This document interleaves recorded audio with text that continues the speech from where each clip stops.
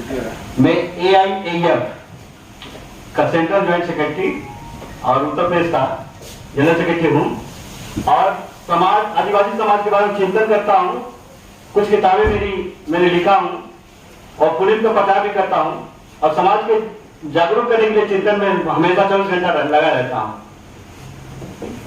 ये मेरा छोटा सा बच्चा है। अब मैं, चूंकि संचालक महोदय ने मुझे इजाजत दी है कुछ कहने के लिए, कुछ बताने के लिए, कुछ, तो पहले मैं AIAF जिंदाबाद आप लोग नारे लगाइए, क्योंकि हमें लग रहा है सुस्ती आ रही होगी तो थोड़ी दूर हो जाएगी। AIAF जिंदाबाद, AIAF जिंदाबाद। हाँ, आदरणीय अध्यक्ष महोदय, संचालन महोदय, मंचासीन हमारे अधिकारी पदाधिकारीगण, सामने हमारे भाई और बहनों, आज हम लोग ऑल इंडिया आदिवासी एम्प्लॉयज फेडरेशन के विस्तार, कैसे वर्किंग किया जाए, कैसे और लोगों को जोड़ा जाए, उस पर चिंतन के लिए आए हैं। कुछ पॉइंट हमारे नेशनल जनरल सेक्रेटरी साहब ने बताया और इसके अलावा हमारे सभी सहयोगी मित्रों ने भी बताया। मत कर परवाह उनकी जो आज देते हैं ताना, मत कर परवाह जो आज देते हैं ताना, झुका देंगे सर जब आएगा AIAF का जमाना। लहरें बन जाए तूफान कुश्ती, काहे काम बहना, कुछ तो लोग कहेंगे, लोगों का काम है कहना। संगठन क्या है सभी लोगों को मालूम है, थोड़ा सा मैं उस पर जिक्र कर दे रहा हूं कि संगठन क्या है। संगठन वो होता है, संगठन एक निर्जीव संस्था होती है, उसको जीवित करने के लिए, उसको सजीव बनाने के लिए हमारे जैसे आप लोग से लोग सभी लोग से जुड़ते हैं। एक से एक करके एक दूसरे को जोड़ते हैं। जैसे अभी हमारे सामने बताया कि 11 लोगों को जोड़ा है। आप अकेले 1 से 11, 11 से 1 से 11, 1011 ऐसे जोड़ते चले जाएंगे, जुड़ता जाएगा। और ये सिस्टम है और संगठन को साध नहीं, वो साधन होता है। साध भी क्या होता है? साध अपना उद्देश्य होता है, अपना लक्ष्य होता है, मकसद होता है। संगठन को जो बनाया AIAF ने, नाम माननीय प्रोफेसर मधुकर उके साहब ने एक एक शब्द को ऐतिहासिक चुनकर रखा है। AIAF जो शब्द लाए, एक एक शब्द दिया हुआ है एक उद्देश्य के लिए, उस उद्देश्य मकसद पाने के लिए, उद्देश्य का लक्ष्य पाने के लिए हम सभी लोगों की आवश्यकता है। इसलिए बताया गया है कि हिटलर ने एक बात कही थी कि तेजी से बहाया हुआ पसीना युद्ध के मैदान में खून का काम करता है। उसने ऐसा क्यों कहा? एक शरीर के लिए मापदंड होता है। फौज के लिए स्नातक चाहिए और लंबाई 5 फुट 6 इंच चाहिए, वजन 50 किलो चाहिए, इससे कम नहीं चाहिए। तो ये जो मापदंड है, इसके बाद जो सेलेक्ट हो गया, फिर इसको ट्रेनिंग की क्या जरूरत है? जब ट्रेनिंग है तो पात्रता मापदंड रख दिया गया। जब सिलेक्शन की गई तो प्रशिक्षण की क्या जरूरत है? किसी चीज का प्रचार कर रहे हैं, संपर्क कर रहे हैं, इसके बाद भी उसको प्रसार की जरूरत है। नहीं तो मकसद, उद्देश्य और बहुत ऊंचाइयों तक, उसके मार्ग तक पहुंचाने के लिए शिक्षा से प्रशिक्षण की जरूरत होती है, प्रचार के आगे प्रसार की जरूरत है। इसलिए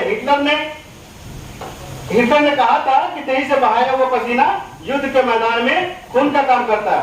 उस अवसर पर कहा गया जब सुभाष चंद्र बोस द्वितीय विश्व युद्ध के सेना में हमारे देश के अंग्रेजों के गुलाम से लैंड लिखे थे, उस समय उत्तर प्रदेश जो रूल बनाया था, उन्होंने कहा था कि अगर गांधी जी आप हमें सहयोग करें तो यहाँ फौज देंगे, साथ में सहयोग कर देंगे। ये बात प्रधानमंत्री लंदन सुन रहे थे, उन्होंने अपनी सेना से दे दी और वो सेना जब जबरन गई तो जबरन लॉर्ड हिटलर था तो उसने सेना को, हमारी भारतीय सेना कैद कर लिया। हिटलर ने कहा यदि बेहिसाब किसी तरह या नहीं तो सुभाष चंद्र जाते और उधर खबर करते। विदाउट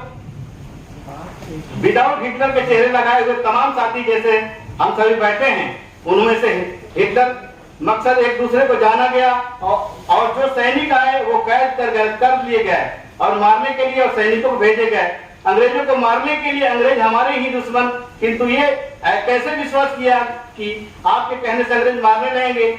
ये विश्वास किया तो जाए सुभाष चंद्र बोस ने बोला अभी बुलाओ, चर्चा पर चर्चा हो जाए, तो सैनिक उठ खड़े हुए और मरने मारने को तैयार हो गए।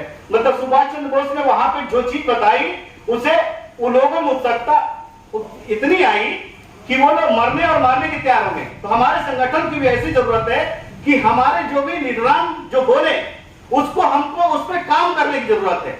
जो ऊपर से गाइडलाइन है, जो ऊपर से दिशा निर्देश है, उस पर हमको वर्क करने की जरूरत है। आज हम लोग विभिन्न राज्यों से, विभिन्न क्षेत्रों से हम लोग 1000, कोई 800, कोई 700 किलोमीटर दूरी तय करके आया है, कहीं ना कहीं है, लेकिन ऐसे संख्या और हमें बढ़ानी है ताकि वो भी इस संगठन से जुड़कर इस कारवां को और आगे बढ़ाए। दुनिया का कोई ऐसा मंच नहीं होगा ये सब काम करने के लिए प्रशिक्षण रखा गया, और प्रशिक्षण की जरूरत की बात है।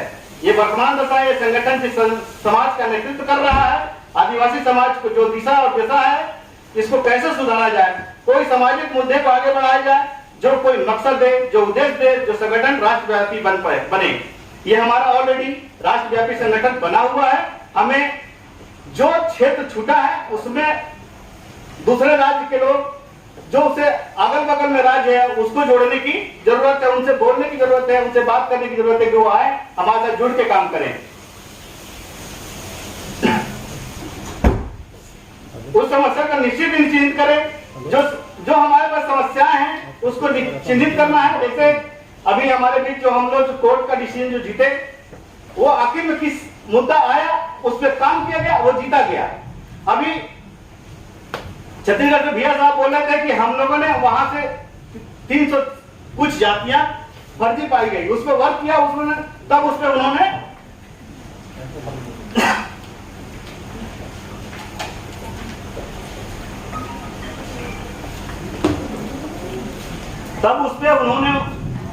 अपना जब समय दिया, उस पर वर्क किया तो उसका रिजल्ट भी आया।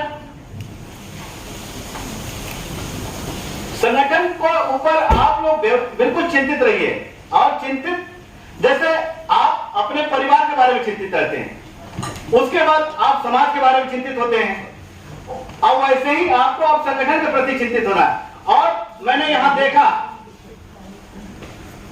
कई लोगों ने, चूंकि इस संगठन से पहले और भी संगठन में काम किया, उससे पहले भी और जगह काम किया है, लेकिन एक एम बनाइए, क्योंकि मुझे लगता है कि आदिवासी समुदाय अपनी मड़ैया बनाए, किसी के बिल्डिंग के चक्कर में रहे कि उसका बिल्डिंग वो अभी बना है। अभी क्या होता है, ऐसे ही राजनीतिक पार्टियां हैं, अभी भाजपा जीती है तो भाजपा का झंडा लेके झूलने लगते हैं, कांग्रेस जीती है तो कांग्रेस के झंडा लेके झूलने लगते हैं। ऐसे हम लोग नहीं करें। हमारी अपना झंडा जो हमारी सरकारी कर्मचारियों के लिए, अधिकारी पदाधिकारियों के लिए, जिसके नेतृत्व हम रहे, हम उन्हीं लोगों को इस झंडे के नीचे झुकाएं कि वो आके हमारे सामने झुके। हमारे इस मकसद के आगे हम लोग इसको काम को करें, क्योंकि हो गई सिर्फ पर्वत से पिघलनी चाहिए, इस हिमालय से भी कोई गंगा निकलनी चाहिए। सिर्फ हंगामा करना, खड़ा करना मेरा कोई मकसद नहीं है कि ये सूरत बदलनी चाहिए। मेरे सीने में नहीं तो सही, तेरे सीने में ही सही, वो आग कहीं भी वो आग जलनी चाहिए। इसी साथ सभी को सेवा जवाहर, धन्यवाद साथियों, जय हिंद, जय जवाहर।